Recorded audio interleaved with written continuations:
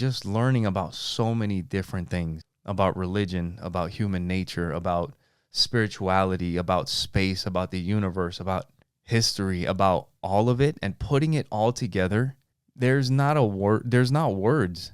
I was watching something today that was talking about the influence that words have. There's things that you cannot even contemplate. You can't imagine it because we can imagine it in Spanish, but there's no words for it in English.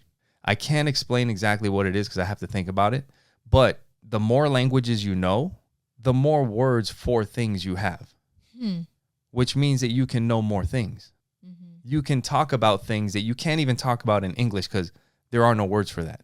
Actually, the video that I sent it to you. You got to check it out. They talk about how the English language is more built up as an accounting system because that's how we were made up as a country. They were coming here to do things, to see what they could get, to take count of what they had and inventory and all that stuff. So a lot of the English language is like accounting type stuff, where Spanish is more of a rhythmical or whatever.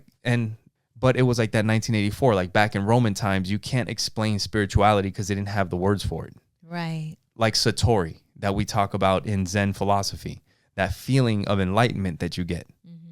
Until the word Satori, you didn't know a word for that. Right. You could only imagine that feeling and then couldn't say shit about it. You can feel it before you could explain it. But it wasn't until somebody made the word, gave it the definition, and it's like, oh, that's what that is. Now I can explain this to people. This is what that is. So that they can understand. Yeah. So. But it's still just a word.